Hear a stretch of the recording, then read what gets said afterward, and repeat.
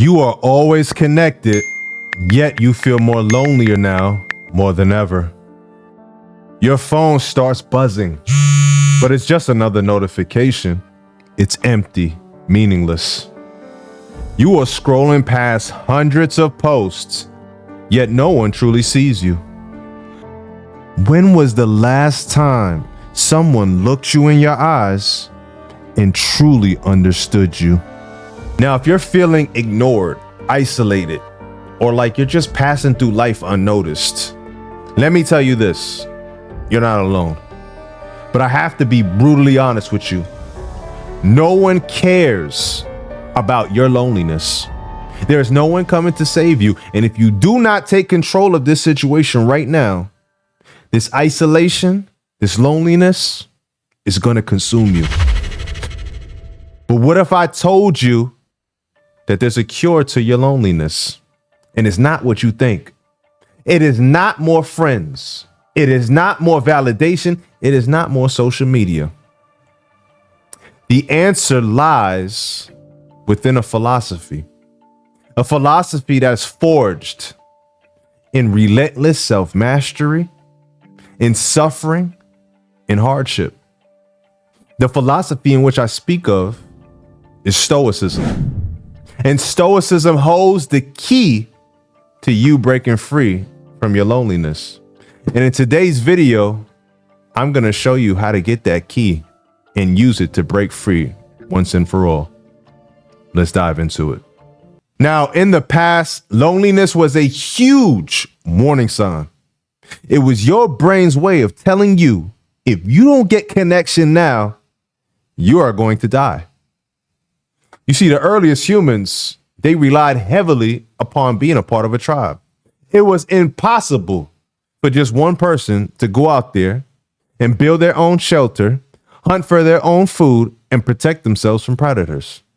So in those times, if you were kicked out of your group or you didn't have a tribe, it was an automatic death sentence.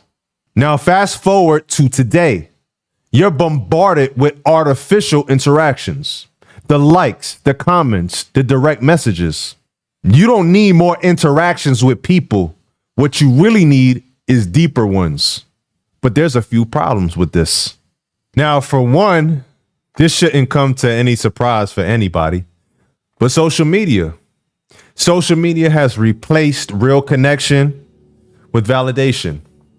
Social media has a way of making you feel connected, making you feel like you're not alone, surrounded by your likes, your comments, your followers, your story replies. But when it's 2 a.m. in the morning and you're crying your eyes out because of a hard situation that you're going through, who's going to be there to console you? How many of your followers do you really trust to call you during your darkest moments? Oh, I forgot. We don't even exchange phone numbers anymore. We exchange Instagram handles. You have more Instagram handles than you have actual phone numbers. So instead of sharing your heart with someone that you trust, which is what we used to do, you now package all of your pain into a social media post. You post it in hopes that you get likes, comments, so you can get that validation. And in a lot of cases, people do get all of those things. They get the likes and they get the comments, but yet they still feel empty. But why? Because you don't need more followers. What you need is someone that truly understands you. You could have 10,000 followers and still feel like no one sees you. And this is why social media doesn't work, as it markets to fixing your loneliness. Because the truth is, real connection is not done publicly, it's done privately. It's done when somebody could hold your hand and tell you everything is going to be all right during your darkest moment in private. Not when everybody is clapping for you in public. And you know, I always felt a little bit weird when I see people that just scroll past and get to a post and see somebody that died that they don't even know, They'll put R.I.P, they put the emoji, and then 10 seconds later, they move on to the next post. There's no tears. There's no feeling behind that person. They just go back to the next post. How many people of your followers do you feel would actually shed a tear if you were to pass away? How many of them would even show up to your funeral?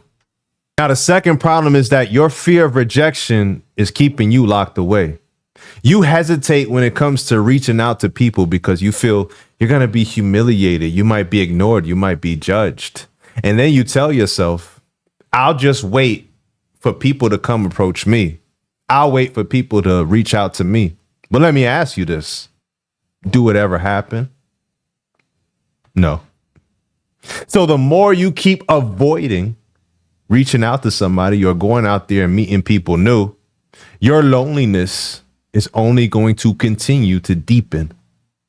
Last problem, number 3, is your weak mental resilience is causing you to avoid discomfort. Building relationships takes a lot of work. It takes a lot of your effort, a lot of your patience, and sometimes it even requires you to go through some pain. But modern society has conditioned you to chase comfort.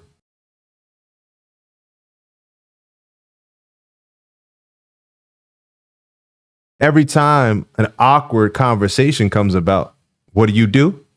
You run away. So you choose isolation over discomfort every single time. So the truth is, loneliness is your choice. And every time you allow it to thrive, it becomes stronger and harder to defeat. So let me give you now the key that I promised you at the beginning of this episode in order to break free from your loneliness. Now, Stoicism teaches us one crucial truth, and that is you can't control other people. The only person you can control is yourself. So if you truly want to escape loneliness, it must start within, not without. Here's 3 ways how. Number 1, stop seeking validation and start controlling your own mindset. I know this shit sound easier said than done, but the Stoics truly believe that all suffering comes not from the event themselves, but how you perceive those events, your perception. So if you're somebody that fears rejection, it's not the rejection itself that's causing your suffering.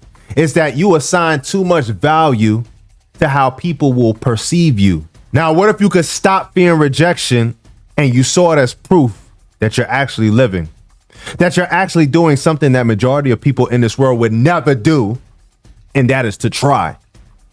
You stop seeking validation and you start seeking a difference. You start embracing rejection and seeing it as a way to test your mental resilience. Resilience meaning your ability to bounce back to your original state after being knocked away from it. Number 2, you gotta master solitude before you seek any type of connection. If you're somebody that's afraid of being alone, you don't need to be around more people. You need to become the person that you could respect in solitude, using isolation as a time to grow.